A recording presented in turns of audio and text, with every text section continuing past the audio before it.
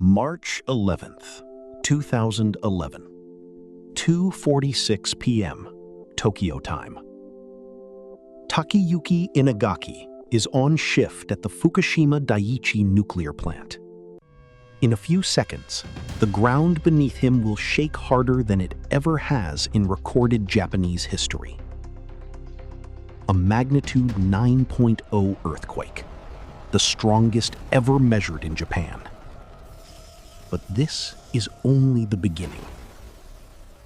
49 minutes from now, a wave 14 meters high will hit the plant, tearing through walls built to stop something a third that size. The cooling systems will fail. Over the next few days, 3 reactors will start to melt. 550 people will be ordered to evacuate. Inagaki and a few dozen others will stay. Not because they were forced to, not because they had no choice, because someone had to stay to stop something that could have wiped half of Japan off the map. Inagaki had worked at the plant for years.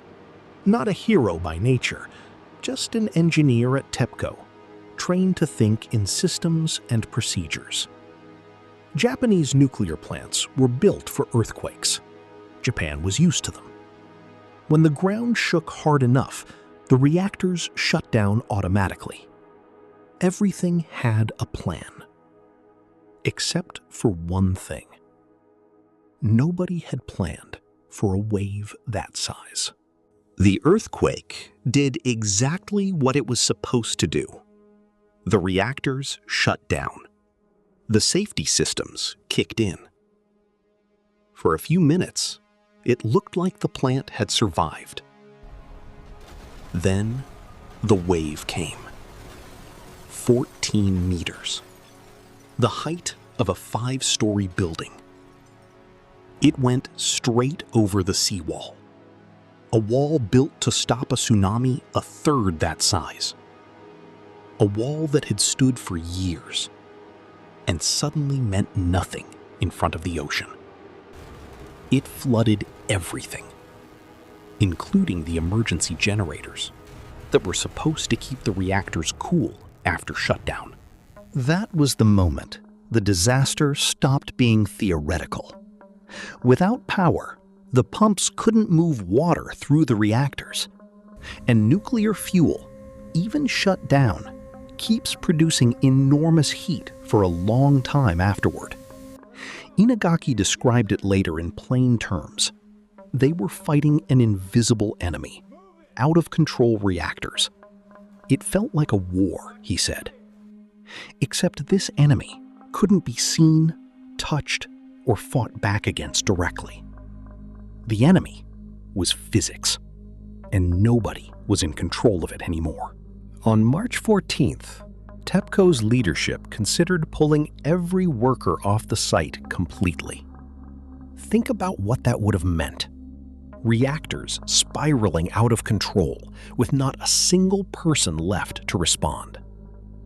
Japan's prime minister personally intervened, making it clear to TEPCO that pulling out wasn't an option, that walking away now would make the crisis impossible to contain. But it wasn't only the order from above. Inagaki and his colleagues understood it themselves. If they left, there would be no stopping what came next. Not in an hour, not in a day, not ever. This is exactly the kind of person Inagaki was.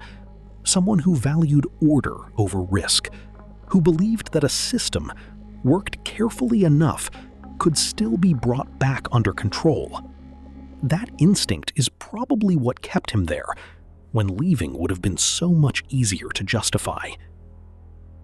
The group that stayed would later be nicknamed the Fukushima 50 by journalists, though the real number kept changing, climbing as high as 580 on some days. They worked in rotating shifts. They went into zones with extreme radiation for only a few minutes at a time, exactly as long as was considered survivable, though survivable was a relative term. Then, they'd hand the task to the next person. They crawled through dark corridors with flashlights, listening for hydrogen explosions somewhere nearby. They breathed through respirators. Their protective suits gave almost no defense against radiation that passed straight through the body. Inagaki put it bluntly. They assumed they weren't getting out alive, and they stayed anyway, doing everything they could to hold back an enemy they couldn't see. Here's what's striking about Inagaki and his colleagues. When journalists called them heroes, almost every one of them pushed back. Not out of false modesty, they meant it. To them, this wasn't heroism. It was a job that needed doing, because they were the only ones who understood the system well enough to try to save it. This is deeply human, deeply recognizable psychology. People in extreme situations rarely think of themselves as heroes while it's happening. Heroism is a word invented by people watching from a distance. Inside the event, people are just trying to survive and do what has to be done. Some of the people working at the plant in those days weren't TEPCO engineers at all. Contractors, temporary laborers. Some accounts say men from the poorest parts of Tokyo and Osaka who took the job for the money, not for any sense of patriotism. And that's another truth about heroism. It doesn't always look noble from every angle. Sometimes someone risks their life for reasons that have nothing to do with ideals, and the outcome still changes history anyway. The workers absorbed radiation doses far beyond safety limits. One radiation epidemiologist from the University of North Carolina told reporters at the time that the dose Fukushima workers were taking in over a single hour equaled what an average American nuclear worker absorbs over an entire career. 2 workers went missing after an explosion at reactor number 4. So what happened to these people afterward? Most of them were forgotten. A year later, Newsweek reported that on the anniversary of the disaster, Japanese public attention was consumed by fear of radiation, anti-nuclear debates, and criticism of TEPCO's handling of the crisis. The men who had risked their lives stayed faceless and nameless. Many were afraid to speak publicly. Any association with TEPCO, now a symbol of failure, could damage their reputation for good. That's the bitter truth about this kind of heroism. Society loves its heroes in the moment of crisis, but memory is short. Once the crisis passes, heroes become an uncomfortable reminder of everything that went wrong, not everything that went right. The real lesson in Fukushima's story. Takeyuki Inagaki and dozens like him never chose to become symbols. They weren't looking for recognition.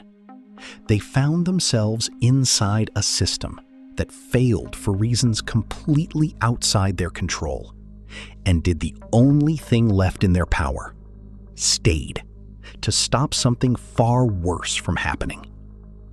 Nobody remembers their names. Most of them are still anonymous. But at the most critical moment in this story, it wasn't the government, the corporation, or the headlines that stood between the world and a catastrophe that could have touched millions of lives. It was them.